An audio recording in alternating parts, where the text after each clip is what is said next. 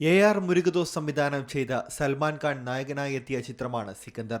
ആഗോളതലത്തിൽ സൽമാൻ ഖാന്റെ സിക്കന്ദർ 183 കോടി രൂപ നേടിയിട്ടുണ്ട് എന്നാണ് റിപ്പോർട്ട്. ഇന്ത്യയിൽ നിന്ന് മാത്രം നേടിയ കളക്ഷനും ട്രേഡ് അനലിസ്റ്റുകളായ സാക്നിൽ പുറത്തുവിട്ടു. വിദേശത്തു നിന്ന് മാത്രം 129.6 കോടി രൂപ സിക്കന്ദർ കളക്ട് ചെയ്തു. അത്ര മികച്ച പ്രതികരണമല്ല ചിത്രത്തിന് തിയേറ്ററുകളിൽ നിന്നും ലഭിച്ചത്. കാലഹരണപ്പെട്ട തിരക്കഥയാണ് ചിത്രത്തിന്റേതെന്നും അതിനാൽ തന്നെ തുടക്കം മുതൽ ഒടുക്കം വരെ ബോറടിപ്പിക്കുന്ന ചിത്രമാണെന്നും റിവ്യൂസ് ഉണ്ടായിരുന്നു. ജീവനില്ലാത്ത കഥയുള്ള എൻഗേജ് ചെയ്യിക്കാത്ത ഡൾ ആക്ഷൻ ഡ്രാമ എന്നാണ് മറ്റൊരു റിവ്യൂ പുറത്തു വന്നത്.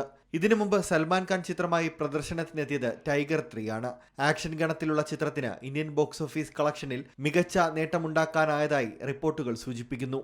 ആഗോളതലത്തിൽ ടൈഗർ 3 ആകെ നേടിയത് 454 കോടി രൂപയാണ്. ഇന്ത്യയിൽ നിന്ന് മാത്രം 39.5 കോടി നേടി.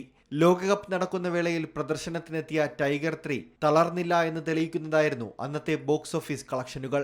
സൽമാൻ ഖാന്റെ എക്കാലത്തെയും ഹിറ്റ് ചിത്രങ്ങളിൽ ഒന്നായി മാറാൻ മനീഷ് ശർമ്മ സംവിധാനം ചെയ്ത ടൈഗർ 3ക്ക് അന്ന് സാധിച്ചിരുന്നു.